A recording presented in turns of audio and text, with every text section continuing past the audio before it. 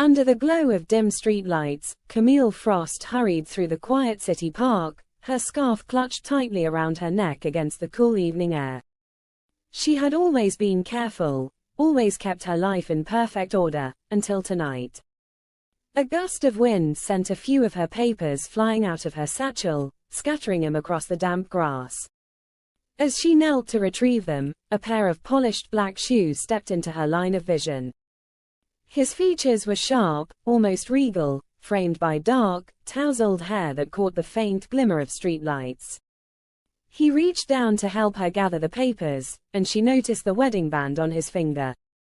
"Thank you," Camille managed, her heart pounding for reasons she couldn't quite understand. The man smiled, but it didn't quite reach his eyes. "No problem. I'm Daniel." "I'm Camille," she said softly, taking back her papers with trembling hands. They exchanged pleasantries, but there was an electric pull between them neither could ignore.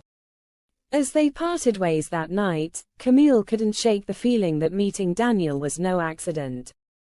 Camille knew better than to get involved with a married man, but fate had other plans. Daniel was not just any man. He was everything she had dreamed of: intelligent, kind, and filled with an inexplicable sadness that tugged at her heart. They kept bumping into each other in the most unexpected places: at the coffee shop near her work, at art galleries she frequented, even at the grocery store. Each time they met, their conversations grew longer, deeper, and more intimate.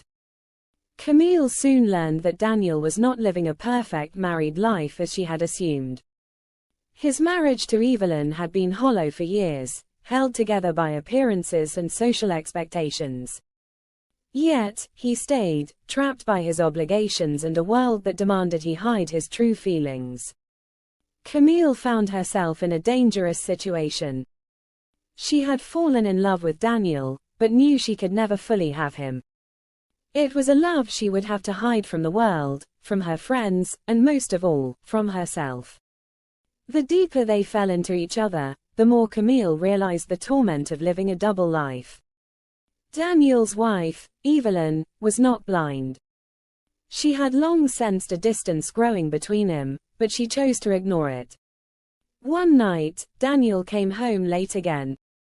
The guilt hung heavily on him, a suffocating blanket as Evelyn sat at the dining table, her wineglass filled and untouched. "Where were you?" she asked without looking up. "Working late," Daniel replied mechanically, already dreading the lie as it slipped from his lips. But Camille knew the truth. Every moment they shared was tainted by guilt. Their love was intoxicating, but it was also forbidden. They would steal hours together in rented hotel rooms, walking through quiet streets where no one knew their names. But there was always the haunting reminder of what they couldn't have.